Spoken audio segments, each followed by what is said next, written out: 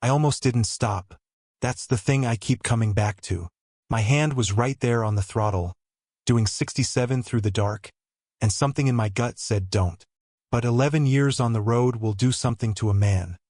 Make him soft in certain ways, hard in others. You see someone standing on the shoulder at 2 a.m. in the New Mexico desert. You stop. That's just the code. It was a Tuesday night in late October, maybe 3 weeks before Halloween, though I only remember that because the Flying J back in Amarillo had those plastic pumpkins zip-tied to the fuel pump handles. I topped off there, grabbed a 32-ounce coffee and a shrink-wrapped sandwich that tasted like the plastic it came in, and pulled back onto I-40 West around midnight. Light load office furniture going to a distribution center in Albuquerque. Easy run. Quiet highway. The kind of night where your thoughts get too loud if you let them.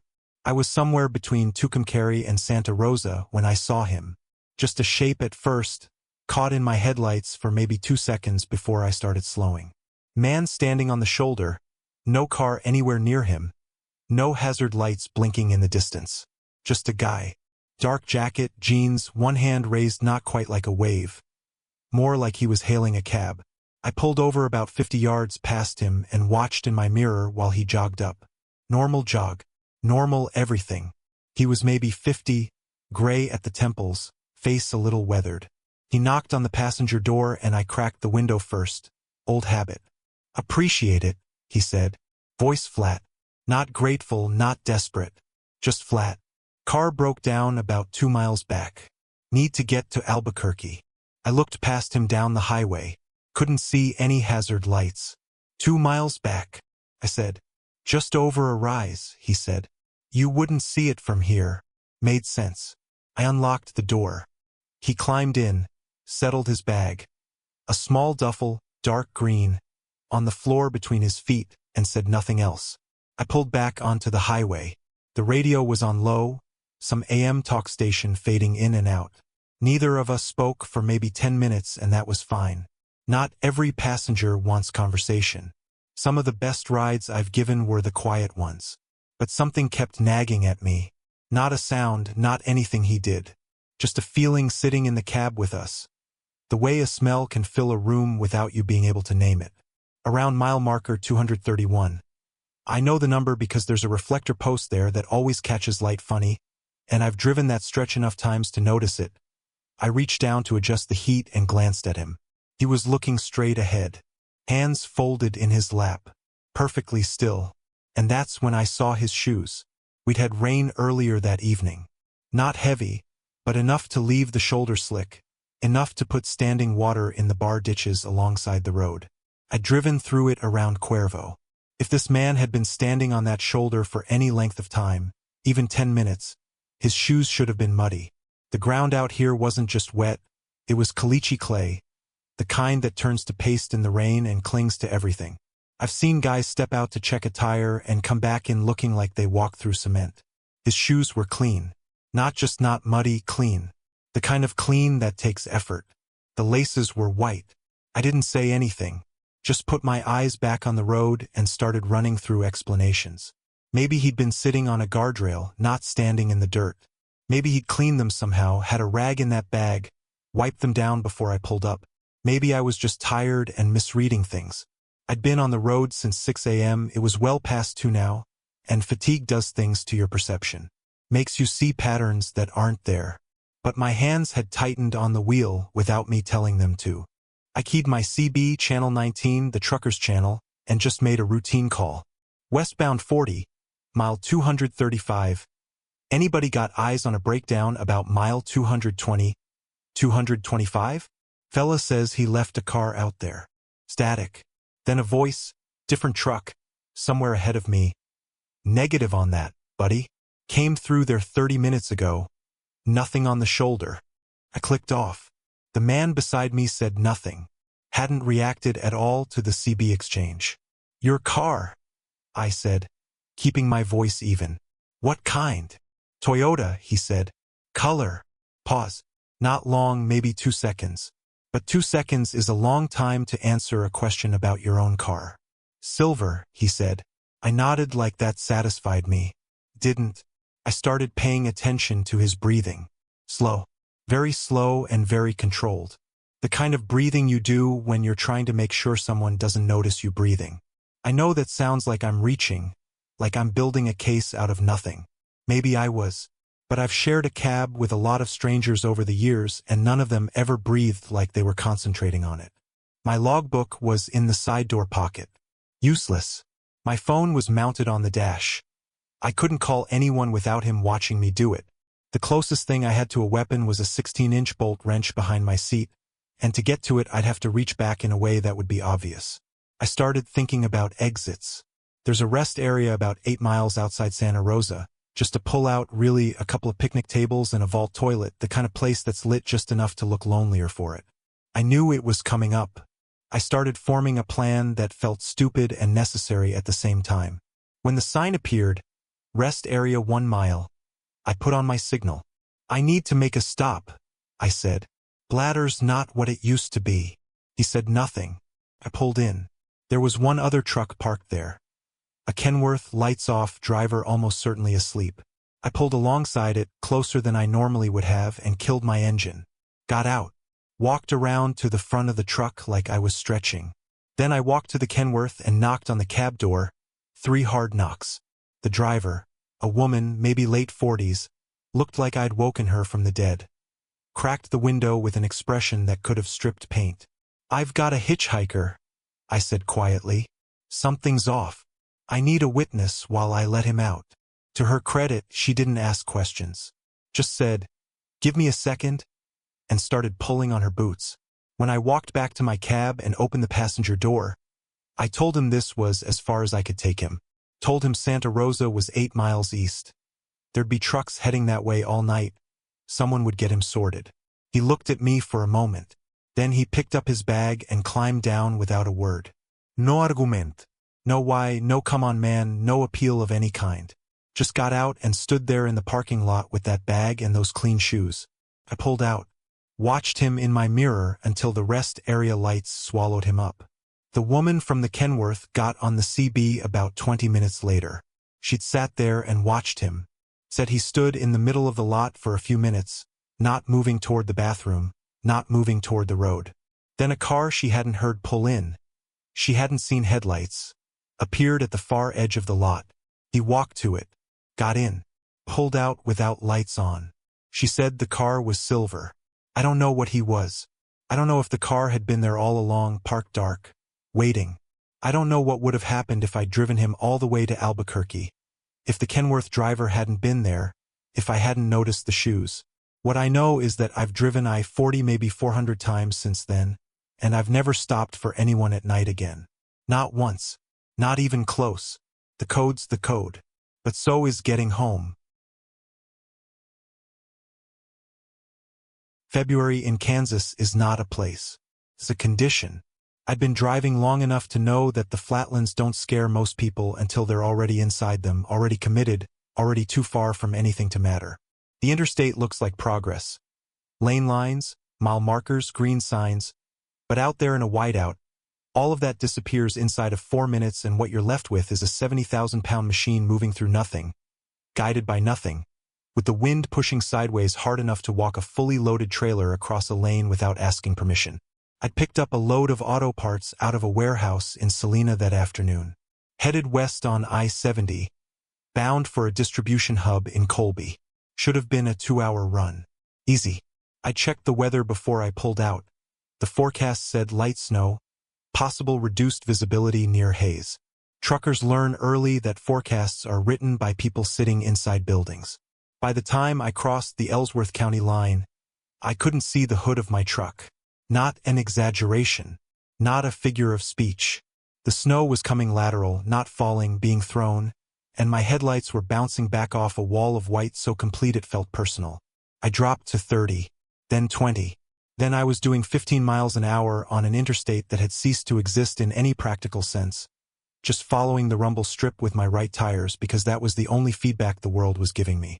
I had the CB on Channel 19 mostly just for company. Static, mostly. A couple of voices far east of me, too distant to make out clearly. Nobody westbound. Nobody stupid enough to be out here, which should have told me something about my own decision-making. I was trying to find a safe place to pull over, which sounds simple until you're doing it blind in a snowstorm on a highway with no shoulder markings and a ditch on either side deep enough to swallow half my trailer. I'd passed the last exit 4 miles back and missed the next one entirely. Didn't even see the sign until I was past it. That's when the voice came on. Westbound on 70, you're about 1.5 miles from an overpass. Get off there. Clear. No static. No fav. Like someone sitting in the seat next to me. I grabbed the handset. Copy that, who am I talking to? You running westbound. Nothing. Just the static settling back in like it had never left. I figured it was someone ahead of me who'd already made it through. Maybe parked up, trying to help out a stranger. Happens sometimes. Good people on the CB, more than the reputation suggests. I kept moving, kept my eyes forward, and sure enough, overpass pylons materialized out of the white on my right, and just before them, an exit ramp I would have missed completely if I hadn't been watching for it. I took it, slow. Felt the trailer push as the wind caught it sideways on the ramp. Corrected, kept it rubber side down. At the bottom of the ramp, maybe 200 yards off the interstate, there was a rest area, the kind that's just a loop with some trees and a couple of covered pavilions. 2 other trucks already parked there, nosed into the tree lean for wind protection. I backed in next to them, killed the engine to idle, and sat there while my hands remembered how to let go of the wheel. After maybe 10 minutes, I keyed the CB. Hey, whoever called out that exit on 70 westbound, you got me through that. Appreciate it more than you know. Silence. I tried again. Westbound 70, trucker that called the overpass exit. You copy? Just want to say thanks. One of the parked trucks came on. Older voice. Guy sounded like he'd been driving since roads were dirt. Son, I've been sitting here for 2 hours. Ain't nobody been on this channel the whole time. Weather killed it about 30 miles east. Signal's been dead out here all night. I held the handset and didn't say anything for a second. You didn't hear a call maybe 15, 20 minutes ago? Westbound. Exit call out. Negative, he said. Nothing. You sure you heard something? I wasn't sure of anything anymore. The third truck, hadn't heard him on the radio at all yet. Knocked on my passenger window about an hour later. Older guy, heavy-set, wearing a Carhartt that had seen better years. He had a thermos and the expression of a man who'd learned that waiting out storms was just part of the job and had made peace with it. We sat in my cab and drank his coffee, and I told him what I'd heard. Described the voice, calm, not urgent, almost casual about it, like someone telling you the diner on the next exit has decent pie. Just here's the information, do with it what you want. He didn't laugh, didn't immediately start explaining it away. Just looked at the windshield for a while, watching the snow move. Then he told me about a driver he used to run with years ago, different era, before half the technology in my cab existed. Guy who knew I-70 like his own handwriting. Had driven it in every season for over 2 decades. Used to park at this exact rest area when storms came through. Said the trees broke the wind just right. Called it his spot. He died on this stretch of highway. Bad winter, years back, same kind of storm, the kind that comes faster than the forecast admits. Went into the median somewhere around milepost 210. They didn't find the truck until the snow cleared 2 days later. I asked him why he was telling me this. He wrapped both hands around his coffee cup and looked at me with an expression that wasn't quite a smile and wasn't quite grief either. Something in between that I didn't have a word for. Because you're alive, he said. And you're parked in his spot. He climbed out and went back to his truck, and I sat there listening to the wind work itself against the cab. The snow hissing against the windshield in waves. I keyed the CB one more time. Didn't say anything. Just held the button down for a few seconds, the way you'd leave a door open. Then I let go and tried to sleep. I've thought about it differently at different points over the years. Some days it's radio phenomena. Temperature inversions do strange things to CB signals. Everyone who's driven long enough has a story about picking up a transmission from 2 states over like it was coming from the next lane. The atmosphere plays tricks. I know this, but here's the thing about temperature inversions and atmospheric bounce. They carry signals far, they don't make them clearer. That voice wasn't degraded or distant. It wasn't fighting static. It was the cleanest transmission I'd heard all night, in the middle of conditions that had killed everything else on the channel. One sentence. Exactly what I needed. Nothing before, nothing after. I made it to Colby the next morning when the storm broke. Delivered the load, grabbed breakfast at a truck stop diner where a woman refilled my coffee without being asked and the eggs were real. I sat there for a long time after I'd finished eating, just watching the highway through the window. Clean road by then. Plows had been through. Looked like nothing had ever happened out there. I pulled out my logbook and filled in the hours the way you do: mileage, weather delay, rest stop time. Documented everything like a good driver should. The logbook doesn't have a field for what I heard on that radio, and I wouldn't have known how to fill it in anyway. Under notes I just wrote, weather delay, I-70, sheltered overnight. Technically accurate. When I got home that weekend, I looked up the accident. The one the old man had described. Found a brief mention in a Kansas DOT report, single vehicle, westbound I-70, winter storm conditions. The milepost listed was 214. That's about a mile and a half from the overpass exit he called out for me. I don't tell this story because I think I know what happened. I tell it because there are things on long roads, in bad weather, in the spaces between one human voice and the next, that I've stopped trying to explain. Explanation feels like a kind of ingratitude for still being here. The storm that night could have taken me. Simple physics, wrong moment, wind catches the trailer, trailer takes the cab. Cab takes me down into a ditch nobody checks for 2 days. Didn't. Something spoke into dead air, gave me one clear sentence, and then went quiet. I still run I-70 in winter sometimes. I always turn the CB on before the Kansas line. Always keep the volume up. Not because I expect to hear anything. Just in case someone out there needs to. There are things you see on the road that you file away under weird and forget about by the next fuel stop. A dog sitting alone on an overpass. A mattress on fire in a median. A man in a full suit standing in a cornfield at midnight. Just standing, no car anywhere near him. You see enough of those and they stop meaning anything. They become part of the texture of the job, the background noise of a life lived mostly in the dark between cities. This one didn't file. It was a summer run. Late June, humid enough that the air felt like something you had to push through. I was hauling a partial load of restaurant equipment out of Chicago, headed down to a redistribution center in Louisville. Straightforward run, maybe 5 hours, the kind of trip where you're mostly just turning a steering wheel and watching the mile markers count down. I'd been on since 4 a.m. and by the time I pulled into the Flying J outside Gary, Indiana, it was close to 11 p.m. and I had about enough left in me to find a parking spot and horizontal. Gary at night has its own particular atmosphere. The steel plants along the lake throw this orange industrial light into the low clouds that makes the whole sky look like something's been burning for a while and nobody's rushing to put it out. I've always liked it, actually. There's an honesty to it. The city doesn't pretend to be something it's not. Neither does the truck stop, which is the big Flying J off I-80/94, the one that always smells like diesel and the ghost of someone's bacon cheeseburger and has a TV in the driver's lounge permanently tuned to whatever channel nobody thought to change in 2009.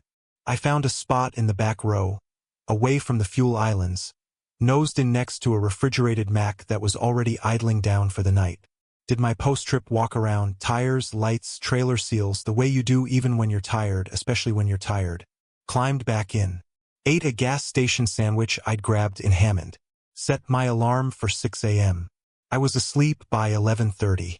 At some point in the deep part of the night, I want to say 3 a.m., but I didn't check immediately, so I can't be certain, I woke up to knocking. Not pounding. Not frantic. Just knocking. The kind you do on a neighbor's door, polite and patient. 3 knocks, pause, 3 knocks. On the passenger side of the cab, low down, the way someone short would knock.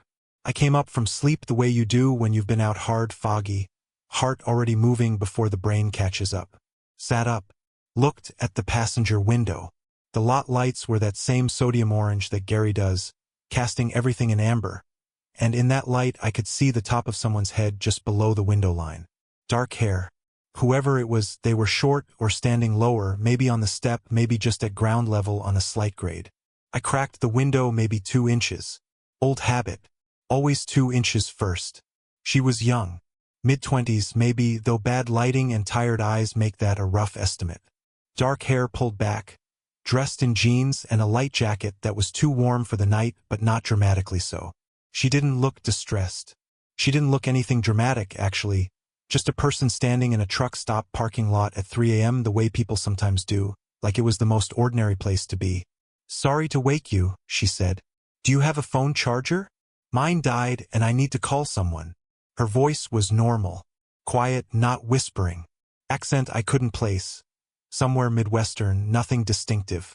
I told her I only had a 12-volt adapter, wouldn't do her any good without the truck running, and what kind of phone was it anyway? She said it was fine, not to worry about it, thank you though. No frustration. No asking if I knew someone else she could try. Just thank you though, like she'd already moved on to whatever the next option was. She turned and walked toward the back of the lot. I watched her in my driver's side mirror. I don't know why, just one of those things, the way you watch someone walk away when the interaction leaves a small, unresolved feeling, like a sentence that ends without a period. The lot back there was lit but not well. Couple of dark trailers parked nose in, a dumpster enclosure, a chain-link fence running along the back of the property with a stand of scrubby trees behind it. She walked toward the fence. Not toward any of the trailers, not toward the building, not cutting diagonally toward the fuel islands or the side entrance. Straight toward the fence. I watched until she reached it. And then she wasn't there. I want to be precise about this because imprecision is how these stories become something they're not. I did not see her disappear. I did not see her vanish, no flash, no fade, no movie effect. One moment there was a figure at the back of the lot near the fence line, and the next moment I was looking at an empty fence and the trees behind it and the orange-lit nothing of a Gary, Indiana summer night. I sat there for a moment. Then I got out, walked to the back of the lot, which felt like a longer walk than it looked from the cab, the kind of distance that gives you time to talk yourself into and out of things. Reached the fence. Chain link, 8 feet, topped with 2 strands of barbed wire. The kind of fence that isn't asking you to jump it. No gate anywhere along the section I could see.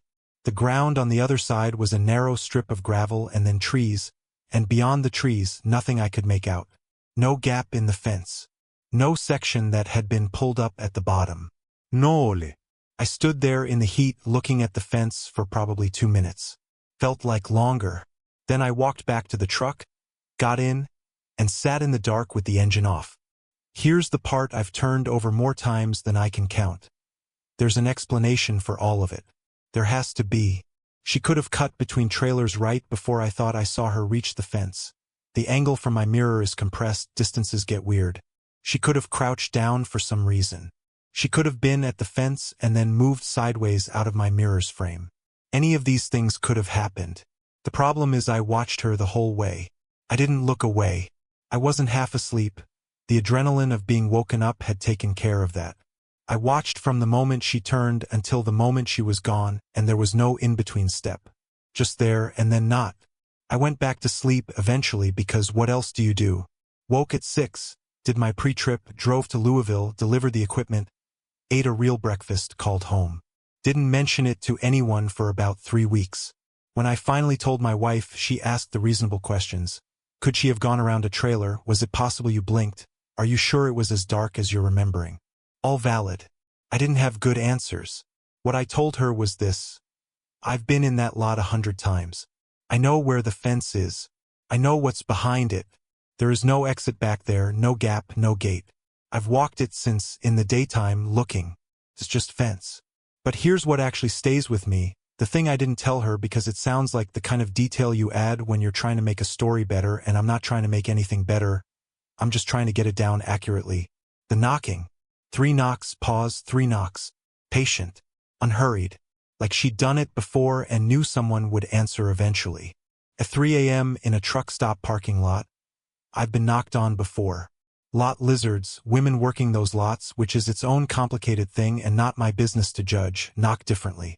Urgency or flatness, or sometimes a kind of exhausted professionalism. I know that knock. This wasn't it.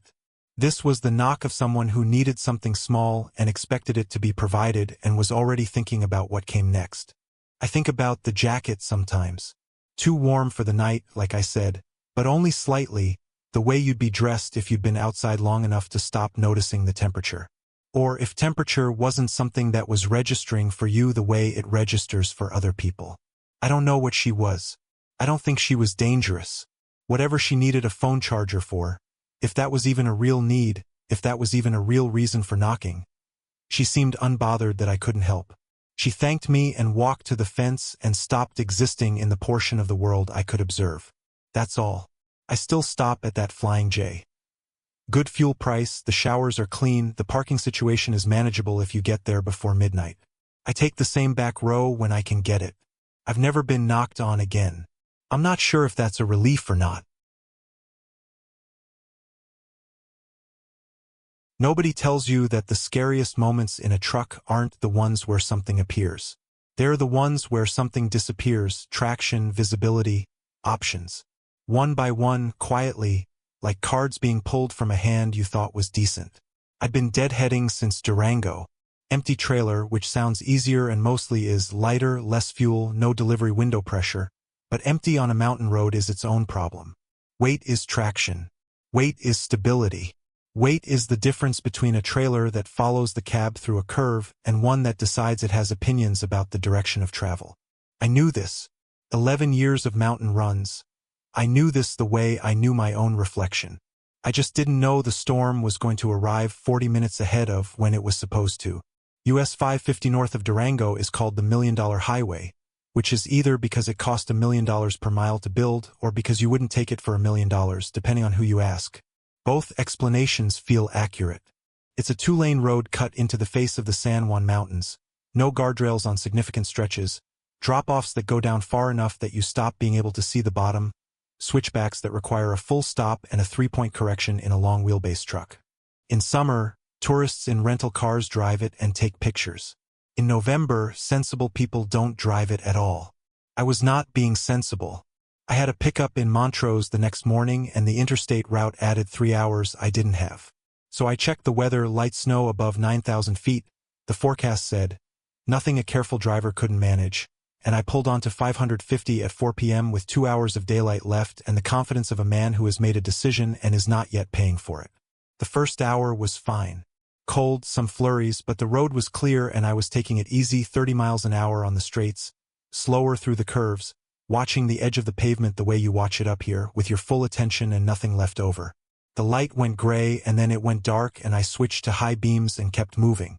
Around milepost 55, somewhere above Silverton, it changed. Not gradually.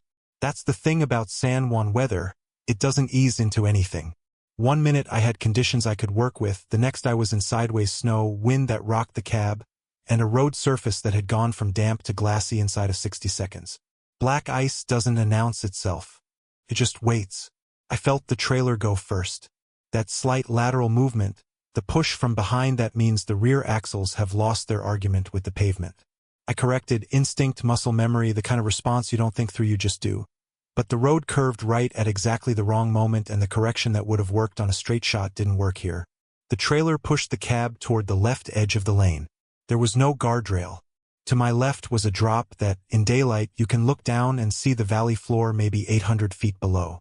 In the dark, in a snowstorm, there was just the edge of the pavement and then the headlights hitting nothing. No tree line, no rock face, just snow and dark and the understanding that nothing was down there to catch anything. I did everything you're supposed to do. I didn't hammer the brakes. That's how you go off a mountain. I steered into the skid, let the trailer's momentum work through instead of fighting it, kept the engine pulling just enough. For about 4 seconds, which is an amount of time that contains more thought than 4 seconds should be able to hold, I was not certain I was going to keep the truck on the road. Then the trailer came back. The tires found something, a patch of road surface that still had grit on it, a texture break, something, and the whole rig straightened up and I got it stopped. Stopped completely. Engine running, hazards on, sitting half across the lane on a blind curve on the side of a mountain in a snowstorm. I sat there and breathed for a while. Then I tried the radio. Dead. Not static, not weak signal, dead. The terrain up here eats frequencies. I knew that, had known it going in. My phone showed no bars, had shown none for the last 30 miles. I tried anyway, called nothing, reached nobody. Sat there watching the snow accumulate on the wiper blades. Here's what I had: half a tank of diesel, which meant heat for a while. A sleeping bag rated to 20 degrees, which sounded comfortable until I looked at the thermometer on the dash reading 18 degrees Fahrenheit and still dropping. 2 bottles of water, a bag of beef jerky, a flashlight with batteries I hadn't checked in a while, a paper map of Colorado that didn't show elevation contours, a reflective triangle I set out behind the trailer, which felt both responsible and absurd. If another vehicle came around that curve at speed in these conditions, the triangle wasn't going to help either of us. The problem wasn't immediate. The problem was architectural. I couldn't move forward. The road ahead curved left and dropped, and I'd watched my trailer push me toward an unguarded edge on a right curve. A left curve with no traction and an empty trailer and increasing ice was a worse version of the same problem. I couldn't back up. The road behind me was a switchback I'd taken at walking speed in better conditions, and backing a trailer through a mountain switchback in a blizzard in the dark is not something that has a good outcome. So I sat. The wind worked on the cab in a way that's hard to describe to someone who hasn't experienced it at altitude. Not gusts exactly, more like pressure, sustained and variable, the kind of force that makes you aware the cab is a box and boxes can move. Every so often a particularly strong push would rock the whole rig and I'd find myself checking the left mirror out of reflex, making sure the edge of the road was still where it had been. Around the 3-hour mark, the diesel started concerning me. Running the engine for heat burns fuel, which is obvious, but the calculation changes when you can't refuel and you don't know how long you'll be there. I started cycling the heat, run the engine 20 minutes, let it idle down, run it again. In the off cycles, the cab temperature dropped faster than I'd expected. By the time I'd been there 4 hours, the inside of the windshield was fogging and I was wearing the sleeping bag like a cape and doing math in my head about how long a person can maintain core temperature in an 18-degree cab without engine heat, which is not a comfortable set of numbers to sit with. What I did not do, and I want to be clear about this, not because it makes me sound calm but because it's true, is panic. Panic is a luxury. Panic is what you do when you have options and are choosing poorly between them. I had no options, so I didn't have the energy for panic. I just had the next decision and the next one, small and specific, and I made each one as carefully as I could. At some point past the 5-hour mark, my phone was dead by then, so I was off my watch. I saw lights coming from the north. A pickup truck, moving slow, with the kind of tire chains that sound like applause on pavement. It stopped when the headlights hit my reflective triangle. 2 men got out, road crew, Uray County, checking the highway after the storm started breaking.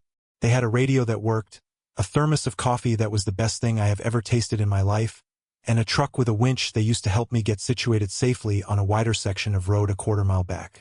By 7 a.m. the road was sanded. I drove out under blue sky and a thin sun coming over the peaks. The valley so still and white below me it looked manufactured. Made it to Montrose 2 hours late. Called in. Documented the weather delay in my logbook. Delivered the load. The DOT report I filed afterward came back with a note about the road closure that had been implemented 40 minutes after I'd entered the 550 corridor from Durango. Apparently the weather escalated fast enough that they'd shut the road for southbound traffic. Northbound, where I'd come from, they tried to post a warning but the signboard had iced up and wasn't displaying. 40 minutes. If I'd left Durango 40 minutes later, the road would have been closed and I'd have turned around frustrated and taken the long way and complained about the extra 3 hours. Instead, I spent a night on the side of a mountain doing cold math about diesel and core temperature and the left edge of a road with nothing past it. I still run mountain routes. I've done 550 twice since, both times in better conditions, both times in summer. But there's a particular spot above Silverton, you'd know it if you drove it, a long left curve where the road widens slightly and there's a turnout notched into the rock, where I always slow down a little more than I need to. Not because anything happened there, because it's where I stopped. And where I stopped is close enough to where I almost didn't that I don't see the point in being casual about it. The mountains don't hold grudges. They just don't particularly notice you either. That's almost the same thing. Most of the things that go wrong on this job announce themselves. A tire blow sounds like a gunshot. A brake fade gives you warning through the pedal before it gives up entirely. Even weather mostly has a leading edge, a pressure drop, a sky color, a smell. You learn to read the announcements and respond accordingly, and that's how you stay alive long enough to have opinions about truck stop coffee and lumbar support. The thing about that night in Virginia is that nothing announced itself. Everything was quiet. Everything looked exactly like it was supposed to look. The wrongness was underneath, and I only found it because I was the kind of tired that makes you thorough instead of lazy, which is a specific kind of tired that comes somewhere around hour 9 of a 10-hour run when you're too close to done to cut corners. I come up I-81 from Knoxville, furniture load, full trailer, headed to a receiving warehouse outside Harrisonburg that didn't open until 7 a.m. It was just past midnight when I passed the Woodstock exits, which put me about 45 minutes early with no good reason to keep moving. The math was simple. If I pushed to Harrisonburg, I'd be sitting in a dark warehouse lot for 4 hours burning fuel, waiting for a dock that wasn't going to open regardless of when I arrived. Better to stop, sleep, arrive fresh and on time. That's not laziness, that's logistics. There's a rest area on 81 northbound, small one, maybe 12 truck spaces and a brick building with bathrooms that get cleaned often enough to be usable. I'd stopped there before. Nothing special about it. Just a pull-off in the Blue Ridge foothills, trees on both sides, the highway noise constant enough to become silence after a while. I pulled in around 12:20 and found the lot about half full. Did a slow roll through looking for a spot with good clearance on both sides. I hate waking up boxed in, and found one near the back, middle of the row. Pulled through, back tight, killed the engine to hotel mode. That's when I noticed the trailer. It was parked in the last slot of the back row, nose in against the tree line. A refrigerated trailer, a reefer with a cab attached. Older cab, couldn't make the make in the dark, but something regional, nothing I recognized as a major carrier. No markings I could read from where I sat. What I noticed was the unit running. A reefer unit is the refrigeration system mounted on the nose of the trailer, diesel-powered, loud enough that you learn to sleep through it when you're parked near one, loud enough that you always notice when one's running because it has a specific rhythm, a mechanical heartbeat. This one was running hard. Not idling, working. The kind of sustained output that means the unit is maintaining temperature against something, keeping something cold. That alone means nothing. Reefers run unattended all the time. Driver parks, goes to sleep, the unit keeps the load at temperature. Standard. What wasn't standard was the cab. No lights. No idle. Engine cold, which I couldn't confirm from across the lot but could infer. No exhaust vapor in the cold air. No running lights on the instrument panel visible through the windshield. Most drivers run the engine or at least the battery for climate. It was 38 degrees Fahrenheit that night, comfortable enough that you wouldn't need heat desperately. But a completely dark and silent cab attached to a hard-working reefer had a minor wrongness to it. Like a house with every light off but the TV flickering through one window. I filed it and went to sleep. I'm a 4-hour sleeper when I'm on the road. Not by choice, just how my body calibrated itself over years of broken rest.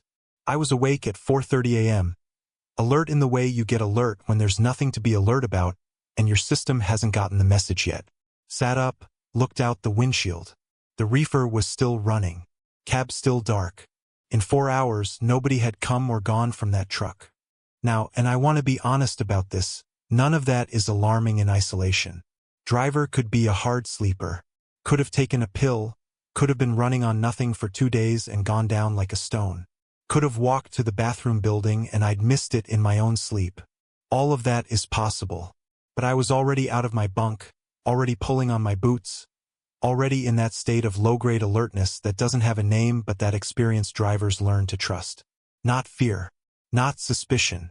Just attention, the way a dog's ears come up before the sound is loud enough for you to hear it. I walked over. Up close, the reefer unit was loud. That sustained diesel clatter that means it's working hard, maintaining a temperature significantly below ambient. This wasn't a load being kept at 34 degrees Fahrenheit. This was a unit running like it was keeping something at 10 degrees Fahrenheit, maybe lower, full cold. Whatever was in that trailer, it needed to stay very cold. I knocked on the cab door. 3 times, solid.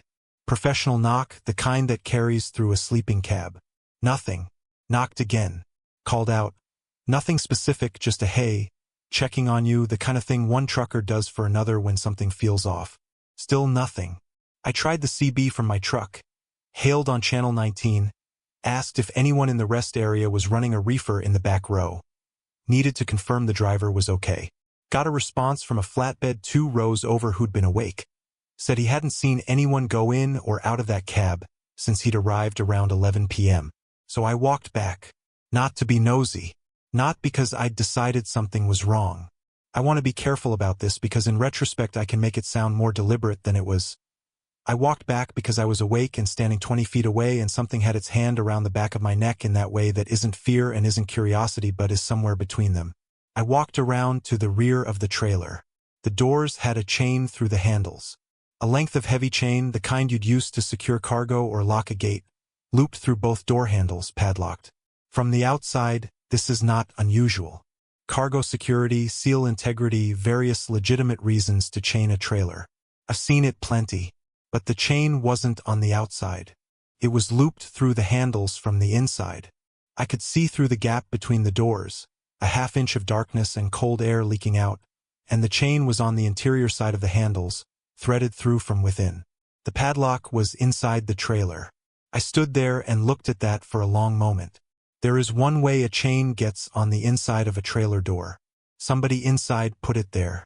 Which means either somebody was in that trailer voluntarily and had locked themselves in, or somebody was in that trailer and had not locked themselves in, and I was standing in a dark rest area in Virginia at 4:30 in the morning with the particular silence of trees on both sides and a reefer unit running hard enough to maintain deep cold. I went back to my truck. I want to explain this decision because in the retelling it sounds like cowardice and I'm not sure it wasn't. But here's what I was working with. I had no confirmation that anything criminal was happening. A chain on the inside of a door is strange, but strange isn't a crime. If I called 911 and it turned out to be a driver who'd rigged his own security system for paranoia or preference, there are truckers who do unusual things for personal safety, especially women driving solo. I've caused a scene over nothing. If I'm wrong, I'm the guy who called the police on a sleeping trucker. But if I'm right, I sat in my cab for 6 minutes. I know it was 6 because I watched the clock. 6 minutes of going back and forth, building the case and dismantling it, building it again. Then I called 911, kept my voice level, gave the location, described what I'd seen. Told them I wasn't certain anything was wrong, but that I couldn't account for the chain placement and the cold unit and the absent driver, and I'd rather be the guy who called and was wrong than the guy who drove away. 2 state troopers arrived in 11 minutes. I don't know what they found. I want to be straight about that. I don't know. They asked me to wait in my cab, I waited, and after about 40 minutes one of them came back and took my statement and told me I could go. Professional, efficient, gave nothing away. When I asked directly if everyone was okay, he looked at me for a beat too long and said they were handling it. That's all I got. I've driven 81 through Virginia maybe 200 times since. Stopped at that rest area twice. The second time I pulled in and found the back row empty, I sat there for a minute before I decided to park somewhere else. Not because I thought something would happen, just because I remembered standing at those trailer doors, looking through that half-inch gap at the chain that was on the wrong side, and feeling the cold air leak out against my face. Whatever temperature that unit was maintaining, it was well below what any living person would choose. That's the part one can't file away under weird and forget about. That's the part that stayed. There's a loneliness to Gulf Coast driving that's different from other kinds of lonely. It's not the emptiness loneliness of the desert, where the land just quits and you accept it. It's not the closed-in loneliness of mountain passes where the rock walls press the road into a slot and you feel small in a geological way.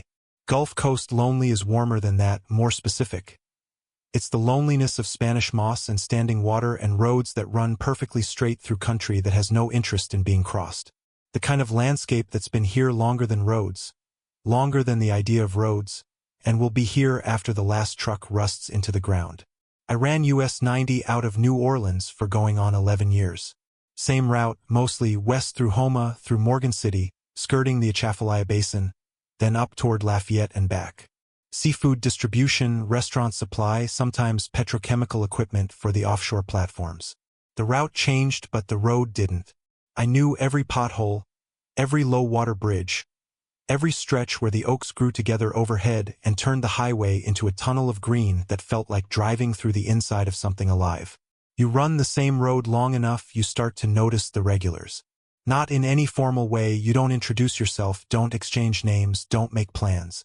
You just start to recognize trucks the way you recognize neighbors you've never spoken to. Same make, same color, same time of morning, same general stretch of road. After a while they become part of the landscape, the same way a particular gas station or a particular curve becomes part of the landscape. Familiar. Reassuring in a background way. The maroon Peterbilt started showing up maybe 3 years into my time on that route. Faded maroon, the color of something that had been red once and the sun had worked on for a decade. Old-style cab, classic long nose, the kind of proportions they don't build anymore. Right mud flap was cracked down the center. Left one was a replacement, slightly different shade. Loaded, always, running heavy by the way it tracked through wet patches.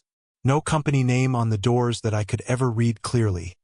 Either the lettering had faded or there wasn't any. I'd see it maybe 3, 4 mornings a week. Always running about a quarter mile ahead of me, same direction, same general time. That window between 5 and 7 a.m. when the bayou country is still dark enough to feel like night but light enough that you can start to see the water standing in the fields and the egrets picking through the shallows. Sometimes I'd catch up to within a few hundred yards. Never close enough to read a plate.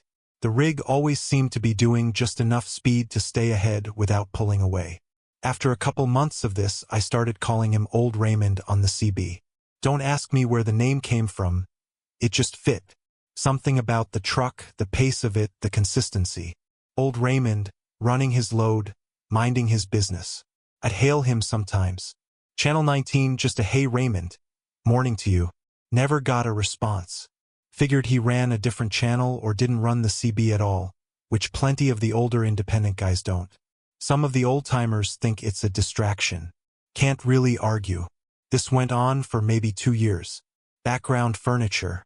I'd spot the maroon cab ahead of me and feel something that I can only describe as the specific comfort of the familiar. The same way you feel when you're driving a route you know and you pass the landmark that tells you you're on schedule. Old Raymond, running ahead. Morning proceeding normally. Then one morning in August, thick heat. The air already soup by 5:30 a.m. The kind of morning where you sweat sitting still. I caught up closer than I usually did. Road was clear, I was running light, and the Peterbilt seemed to be moving slower than usual. I came up to maybe 100 yards before the road curved and I lost sight of it. On an impulse, and I don't know why, it was early, I'd had half a cup of bad gas station coffee. I was in one of those moods that makes you want to make contact with the world. I keyed the CB. Old Raymond, westbound 90, you copy? Static. The usual. Then, yeah, I copy. I almost dropped the handset. The voice was, I've tried to describe this and I always come up short. Old. Not old like aged out, not old like declining. Old like seasoned oak. A voice that had been used for a long time for things that mattered and had the texture of that use in it. Warm, unhurried. Like someone who had all the time in the world and had decided to spend some of it talking to me. Didn't think you ran the CB, I said.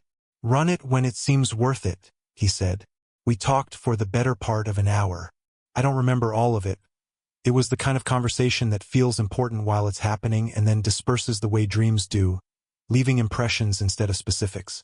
He knew the route deeply. Knew things about it I didn't. A stretch of 90 near Patterson where the road floods before the water is visible from a distance. A particular wait station that runs short-staffed on Tuesdays. A diner outside Barrack that served boudin at breakfast that he described with enough specificity that I could almost taste it. He'd run the Gulf Coast his whole working life, he said. Knew it the way you know a thing you've given decades to. He talked about the basin the way people talk about places they love the way they love people, with that particular combination of pride and sadness that comes from knowing something so well you can see it changing and can't stop it. The water, he said, was higher every year. The land was going somewhere it wasn't planning to come back from. I asked if he was running steady, if he was doing okay out here.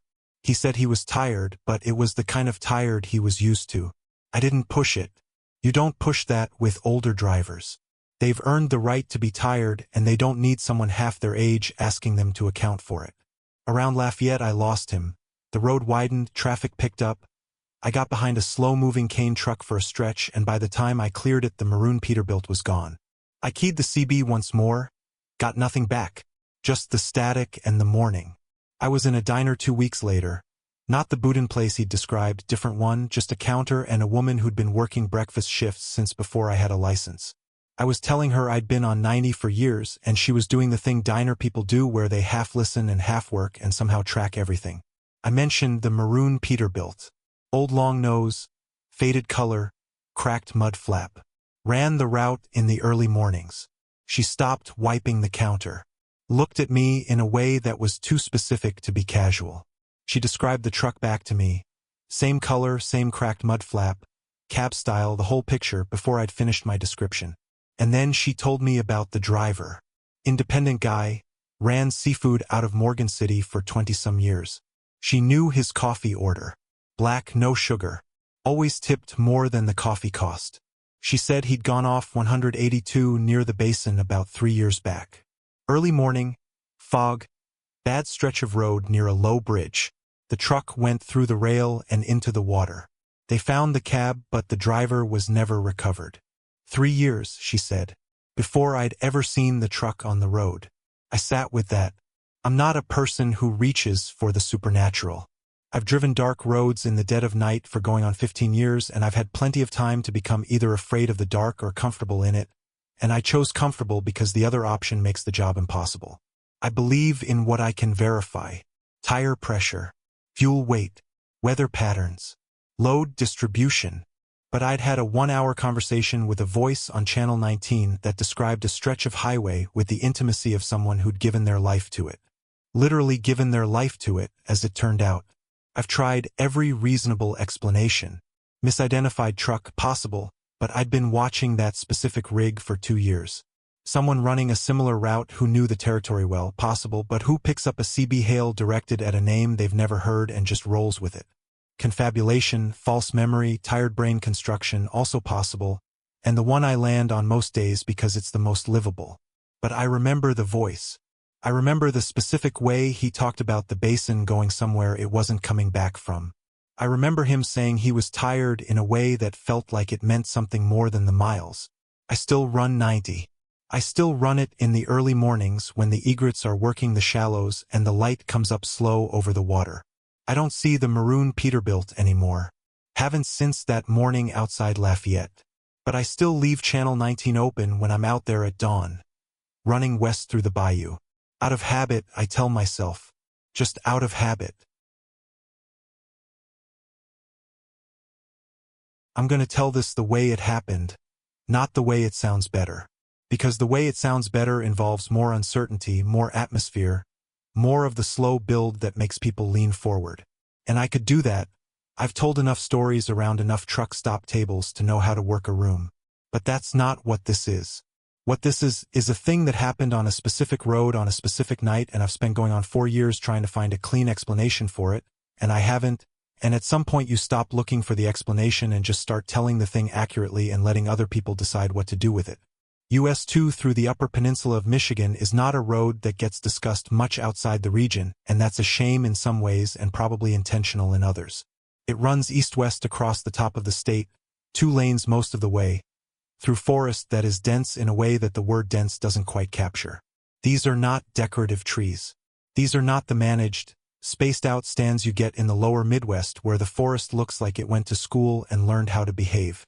Up forest is old growth mixed with second growth mixed with swamp cedar and black spruce and tamarack, and it presses right up to the road shoulder in a way that makes the highway feel less like a road through the wilderness and more like a seam in it, a temporary opening that the trees are patiently waiting to close back up.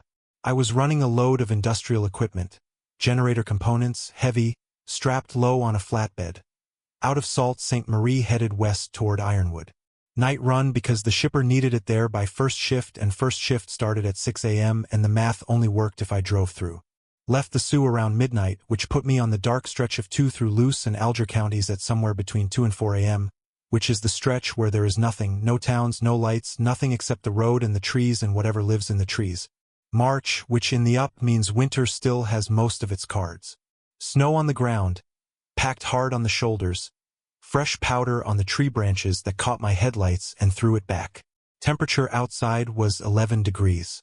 I remember that specifically because I checked it when I stopped to adjust a strap outside Newberry, and the number had a physical quality to it, the kind of cold that isn't weather so much as a condition of the environment. I was doing about 45, good road surface, clear lane, but a flatbed with heavy equipment doesn't like to be pushed, and the load shifted my center of gravity enough that I kept it conservative through curves.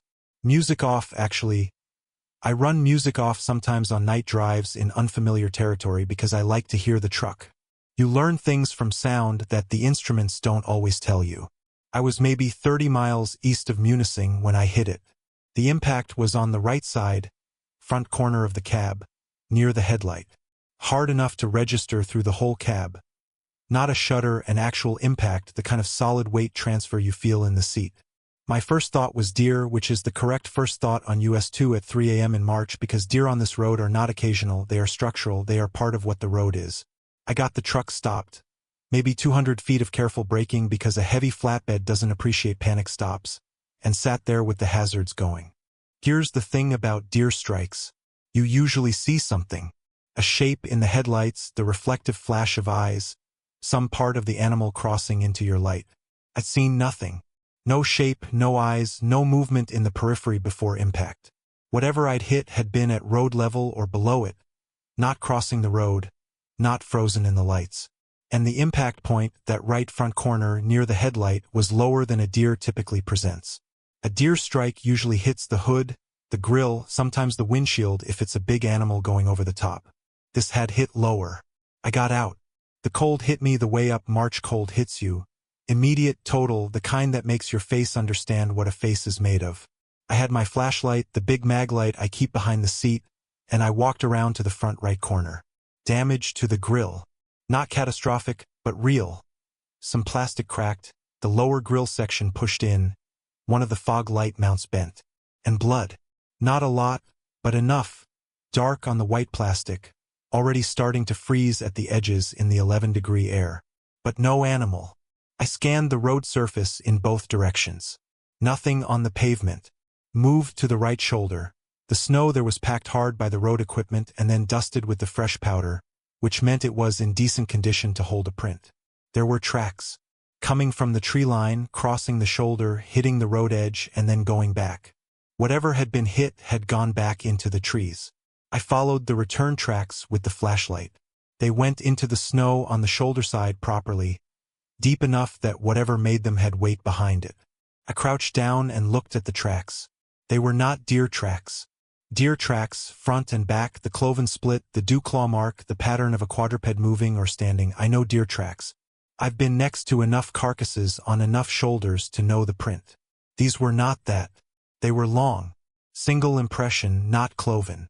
Two sets, left and right, spaced at a distance that suggested a stride width considerably wider than a deer, wider than a bear.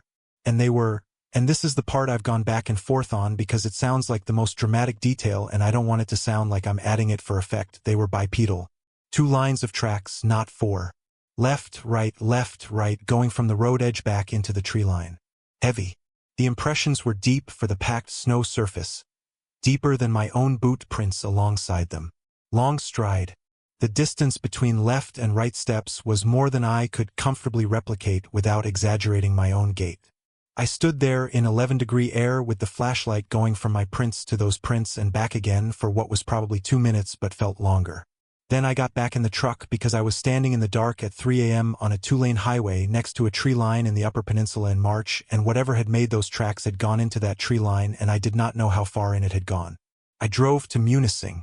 Checked into a truck stop there, waited until it was a reasonable hour, and called a buddy of mine who does wildlife work with the state. Not an official call, just a guy I know, someone who'd spent time in the Up and knew the fauna the way people who work with animals know it. I described the tracks to him in detail. Spacing, depth, impression shape, stride length. He went quiet for a moment. Then he said it didn't match anything he could place cleanly. Not bear, wrong impression shape for plantigrade, and bears in March in the Up are not reliably out of hibernation. Not deer, not elk, not wolf. Wolf tracks are 4-point, clear as anything. Not human, the stride length and depth were inconsistent with a person in any gear he could think of. He asked me to send photos. I hadn't taken any, which I've regretted every day since, and which I can explain only by saying that at 3 a.m. in 11 degrees with something in the tree line, the camera function on my phone was not my first thought. I filed an incident report for the vehicle damage. Deer strike, I wrote, because the form didn't have a field for anything else and because I needed the repair documented for insurance and because writing unknown animal, bipedal, heavy, retreated into forest was not going to help anyone. I've looked things up since. I'm not going to list what I found because listing it means endorsing it, and I'm not prepared to do that. What I'll say is that the UP has a history longer and more documented than most people know of reports that describe something in the forest that doesn't fit the available taxonomy. Older than the roads. Older than the logging camps that came before the roads. I'm not making a claim. I want to be clear about that. I hit something. Something hit me. Whatever it was had enough mass to damage a commercial truck grill and enough biology to bleed and enough capacity to remove itself from the scene and go back into the trees on 2 legs at a stride width I couldn't match. A conservation officer I contacted later, officially this time through the proper channels, came out, looked at the damage, looked at photographs I'd taken of the site the next morning. The tracks were still there, softer but readable. He looked at them for a long time. He told me to have a good rest of my trip. He didn't write anything down. I noticed that he came out, saw what there was to see, and put his notebook back in his pocket without opening it. I've thought about that a lot, what a man decides not to document and why. The grill got fixed in Ironwood. Cost me $400 and change and a half day of downtime. The repair shop asked what I'd hit. I said deer. He looked at the damage pattern for a moment, the specific location and angle of it, and nodded slowly in the way that people nod when they're agreeing with what you said and thinking about something else entirely. Yeah, he said. Lot of deer on that road. He didn't look up from the grill when he said it. The way station on I-10 eastbound outside El Paso is one of those facilities that exists in the particular bureaucratic limbo of Texas infrastructure. Functional, unglamorous, lit the way institutions are lit, which is to say completely and without mercy. I'd been through it maybe 60 times over the years. Pull onto the scale, wait for the green, either get waved through or get directed to the inspection bay. The whole interaction takes 4 minutes on a normal night, and you don't think about it any more than you think about a traffic light. I was running a partial load of construction materials, rebar and fasteners, nothing exotic, out of a supplier in Las Cruces headed to a job site outside San Antonio. Left Las Cruces at 11 p.m. because the customer wanted an early morning delivery, and the math worked out to arriving around 7 a.m. if I pushed steady without incident. Easy run on paper. I-10 east through the desert, flat and straight and about as demanding as highways get, which is to say not very. I checked the state DOT app before I left. Habit, the kind you build after a decade of planning routes around open and closed facilities. The app showed the I-10 eastbound El Paso station as closed. Night closure, no listed reopen time. This happens, staffing, maintenance, whatever reason the state decides not to run a facility on a given night. I noted it, filed it in the background, and pulled onto the highway. It was just past 3 a.m. when I came around the long curve that brings the station into view. It was open. Lights on, full operation. The illuminated sign above the approach lane reading Pull IN. All trucks. I registered a brief confusion. App said closed, clearly not closed, and then I did what you do, which is pull in, because arguing with a way station is not something that ends well regardless of what your app told you 20 minutes ago. There was one other truck ahead of me, a flatbed I didn't recognize, already on the scale. I rolled to a stop behind the painted line and waited. The flatbed got its green and pulled forward to the exit lane. My turn. I eased onto the scale, felt the familiar slight resistance as the platform took the weight, and looked at the booth to my left. The officer inside raised a hand. Not a wave, just an acknowledgement, and I watched the display. Weight came back legal as expected. But instead of the green light and a wave through, the booth officer gestured me to the inspection bay on the right. I pulled in. Not unusual. Random inspections happen, they don't need a reason, they don't need your load to be suspicious. I grabbed my logbook, my registration packet, my medical card, the whole folder, organized the way you keep it organized after enough inspections that the disorganization costs you time. The officer came around to my driver's side. I had the window down before he reached me. Here's where I want to be precise, because precision is the only thing I have to offer and the only thing that makes this worth telling. He was in uniform, standard Texas DOT uniform, gray shirt, dark pants, the general presentation of authority. He had a clipboard. He had a flashlight. He spoke in the flat, professional cadence of someone who has asked the same questions several thousand times and long since stopped needing to think about them. License and registration, logbook, Last point of inspection, nature of the load. I answered everything. He walked the truck. Did the full exterior check. Lights, tires, undercarriage with the mirror on a stick. Came back to me. Asked about the load securement. I told him. He made notes. Everything was correct. Everything was normal. Except I couldn't find his badge number. I'm not a paranoid person. I don't spend inspections looking for things to challenge. But I was tired and the overhead lighting in the bay was hitting him at an angle that made me look twice. And when I looked twice I noticed that where the badge number should be, the small metal plate below the badge, standard issue on every Texas DOT officer I'd ever dealt with, there was nothing. The badge itself was there, the star, the general shape. But no number. Could have been a trick of the light. Could have been a new badge where the number plate hadn't been attached yet, which doesn't really happen but which the tired brain accepts because it sounds like something that could happen. I didn't say anything. He finished the inspection, handed me back my documents, told me everything looked good. Have a safe rest of the trip. I pulled out. About 8 miles east. Once the station lights had disappeared in my mirrors, I pulled up the DOT app again. Checked the El Paso eastbound facility status. Still showing closed. I sat with that for a minute. App data can lag. App data can be wrong. These are true things. But the state DOT app is not a third-party tool. It's the official system, maintained by the same department that runs the stations. When a station goes from closed to open, that's a staffed operational decision that gets logged. The update might lag 30 minutes, maybe an hour on a bad day. 2 hours would be exceptional. I'd been waved in to that station when the official system said it was closed. I called the number listed on the DOT app for the El Paso district office.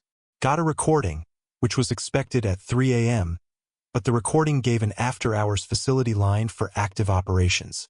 I called that number. A woman answered. Night staff, clearly, working from somewhere that wasn't the station. I explained that I'd just come through the eastbound El Paso facility, that the app had shown it closed, and that I wanted to confirm the inspection would be in the system correctly. Silence on her end. The kind of silence that is someone checking something. Then, "Sir, that facility has been decommissioned. We don't operate that location anymore. That station has been closed since..." She paused, like she was reading something. "About 2 years ago." I looked in my mirrors at the empty highway behind me. "I just pulled through it," I said. "Weighed in, full inspection." Officer walked my truck. Another silence. "That's not possible," she said. Not dismissive, actually uncertain. "There's no staff at that location. The equipment's been pulled." There's another pause. "There's a structure there, but it's not operational. It hasn't been staffed in 2 years." I asked her to repeat the address of the facility. She did. It matched the milepost where I'd stopped. I asked what I should do.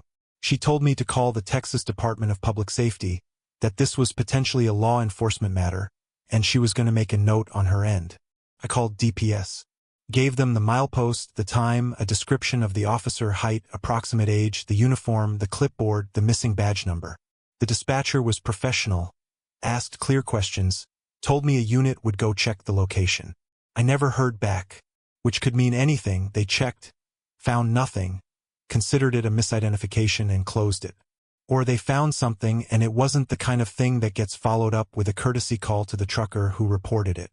I don't know which. What I keep returning to is not the grand question of what the station was or who was in it. What I keep returning to is the practical question of what an inspection at a decommissioned facility, conducted by someone without a badge number, means for the load I was carrying. If you wanted to know what was in trucks moving through a specific corridor at 3 a.m., weight, nature of cargo, origin, destination, driver's documentation, a fake weigh station is a remarkably efficient way to collect that information. You get drivers to stop voluntarily. You get them to hand over their paperwork. You walk their load. You wave them through with nothing to indicate anything was wrong. By the time anyone thinks to question it, the truck is 80 miles down the road and you have everything you need. Or it's something else entirely. Or it's nothing. Or the app was wrong and the officer's badge number was there and I was too tired to see it and everything that followed was a cascade of a tired man talking himself into something. Here's what I documented in my own records when I got to San Antonio. Time of stop, Milepost, duration, officer description, load details confirmed during inspection. The kind of notes I'd take after any inspection. I wrote down what was asked and what I answered. Then I wrote one more line underneath, separate from the rest, because it was the thing I kept coming back to and I didn't want to lose it. No badge number. App said closed. Called district office, station decommissioned 2 years prior. I looked at that for a while.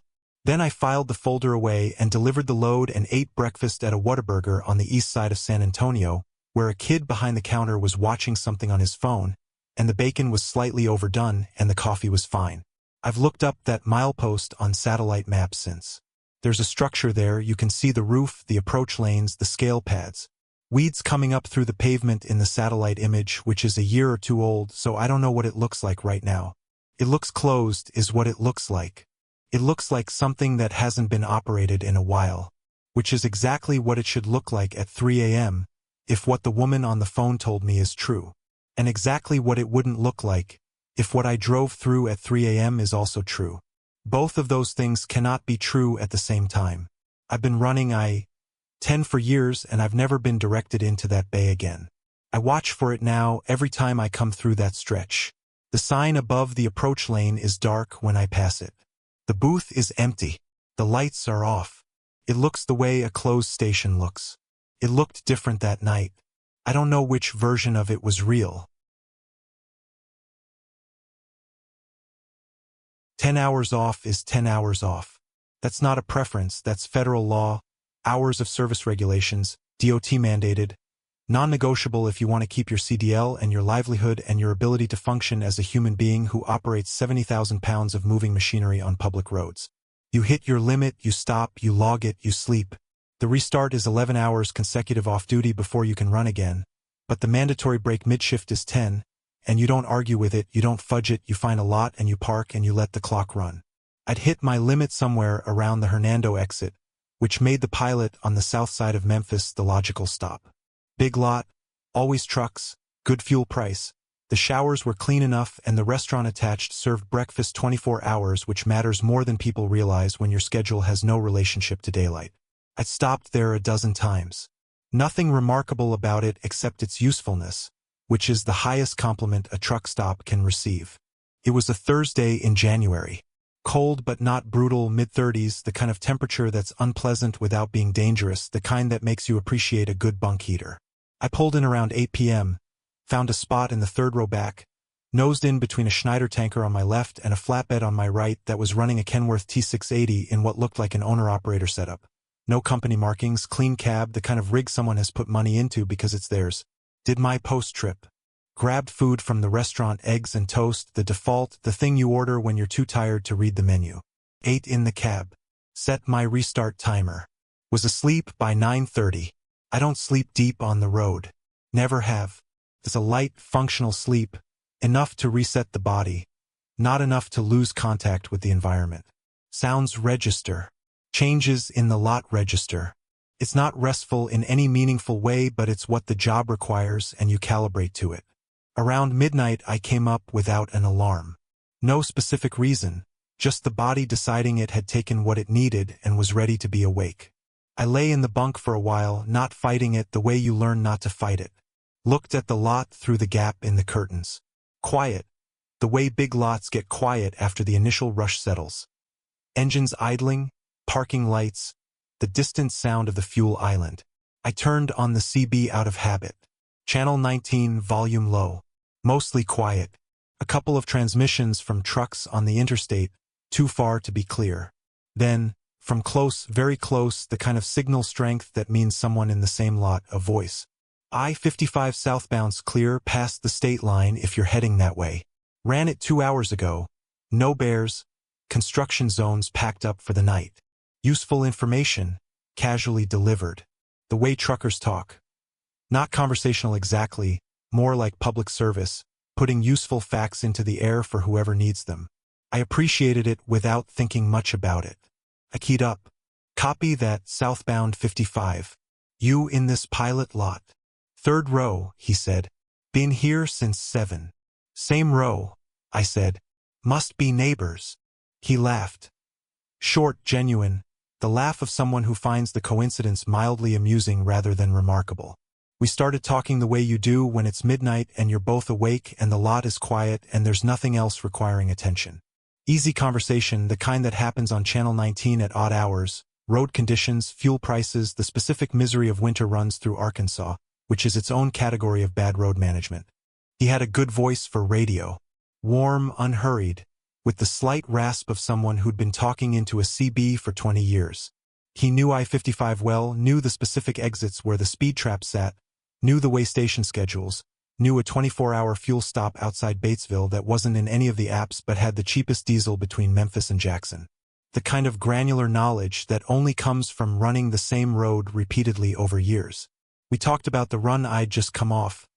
I'd come down from St. Louis on 55, same road he was describing. I mentioned the accident I'd passed outside Millington. A two-car situation on the shoulder with the blue lights still going when I came through. One of the cars badly crumpled on the driver's side. Ugly scene. The kind you don't look at too long. He went quiet for a moment. Then he described it back to me. Not in general terms, specifically. The make of the crumpled car, which I'd registered without consciously noting. The position of the vehicles relative to each other. The fact that there were 2 state units and 1 county unit, which I hadn't consciously counted but which, when he said it, I could picture clearly enough to know he was right. The mile marker, 14, which I had to think about for a second before I confirmed it, and confirmed it only because I'd looked at the marker on reflex when I passed. You came through after me, I said. You must have passed it too. Must have, he said. The way he said it was slightly off. Not wrong, just slightly off in the way a word can be slightly off when it's being chosen rather than spoken. I moved on. We kept talking. He mentioned the company patches on my doors, which was strange, because it was midnight and the lot lighting wasn't good enough to read door markings from any distance. I drive for a mid-size regional carrier, nothing distinctive about the logo, the kind of thing you'd have to be close and paying attention to read. I asked how he'd seen them. Walked by earlier, he said. When I was stretching. Reasonable. Lots of drivers walk the lot during a long stop. I let it go. Around 1 a.m. the conversation wound down the natural way conversations wind down. The topics ran out, the silences got longer, we said the standard goodbyes. Drive safe, watch that crosswind on the bridges, same to you. He clicked off. I lay there for a while. Couldn't get back to sleep, which wasn't unusual. So after maybe 20 minutes I got up, pulled on my jacket and boots, and decided to walk to the restaurant for coffee. Long break. Nothing to do. Coffee seemed like a reasonable way to spend 40 minutes. As I climbed down from the cab, I looked at the Kenworth T680 to my right. Dark cab. No lights. No ahí del noise. I stood there for a second. When a truck's been running the engine for climate, which any driver parked in 35-degree weather is doing, unless they've got a bunk heater running off auxiliary power, you can hear it. Low, constant. The idle that's as familiar as breathing after enough years. The T680 to my right was silent. Not idling quietly silent. Completely silent. I walked over. The ground between our trucks was maybe 8 feet. I got close enough to put my hand on the hood, the way you do when you're checking another truck situation. It's not intrusive, it's just what you do. The hood was cold. Not cooling down cold. Not been sitting for an hour cold. Stone cold. The kind of cold that means an engine hasn't run in a very long time, long enough for the metal to reach full ambient temperature, which in 35-degree air takes hours. Many hours.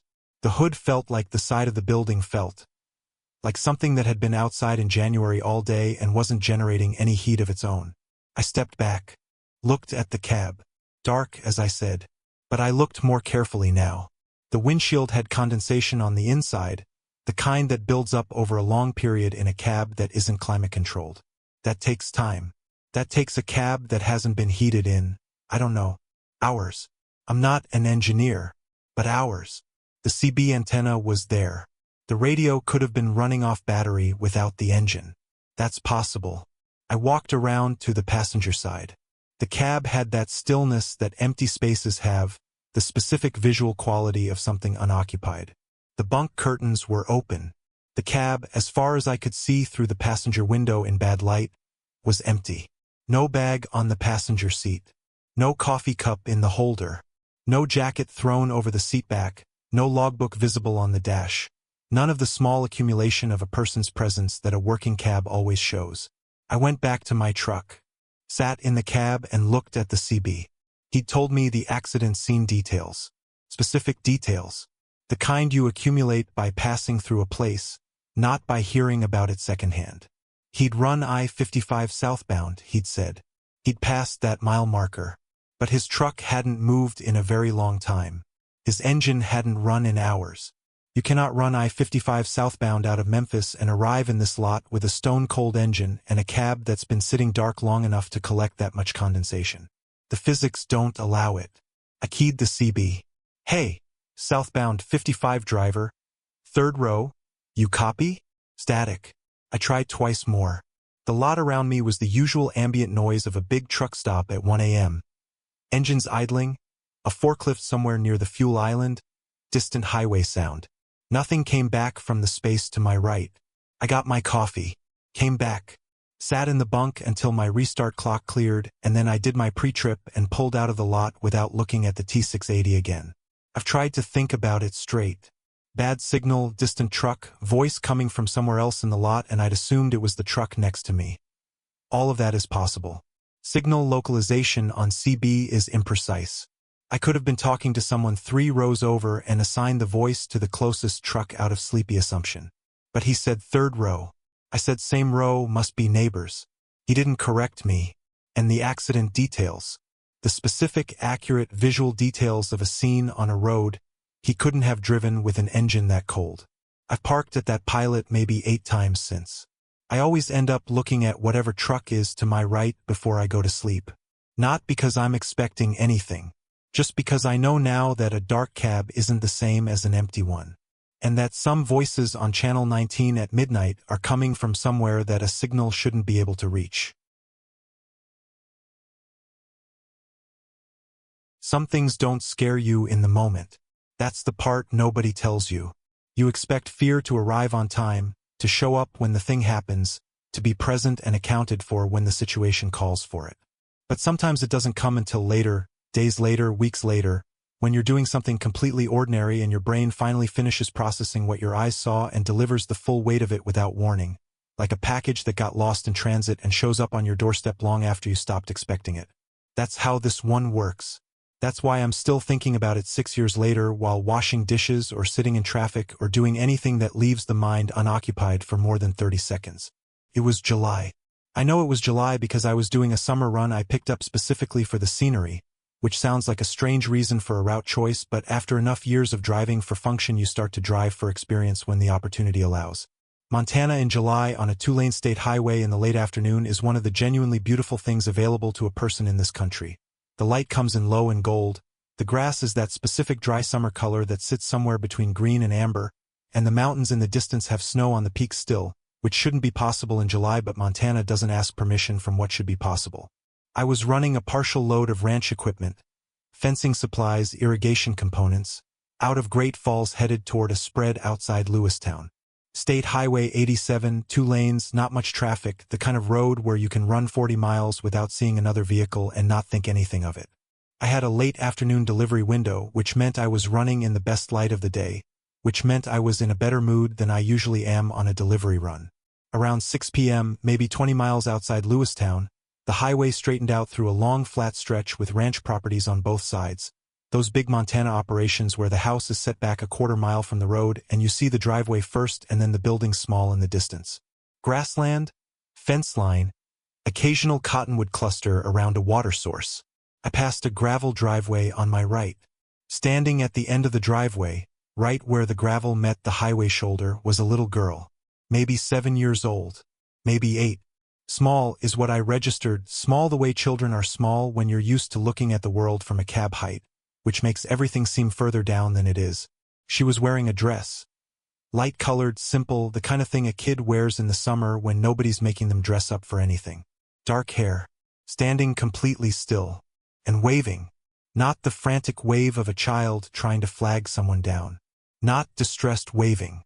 Just waving the way a kid waves at a passing truck because trucks are large and interesting and waving at them is one of the small pleasures available when you live on a rural highway and the entertainment options are limited. cheerful, patient, like she'd done it before and would do it again for the next truck and the one after that. I waved back. Through the windshield, the way you wave when both hands should stay near the wheel, just a lift of the fingers, an acknowledgement. She was still waving when I passed her. I watched her in my mirror for a second, small and still at the end of the driveway, and then the road curved slightly and she was gone from view.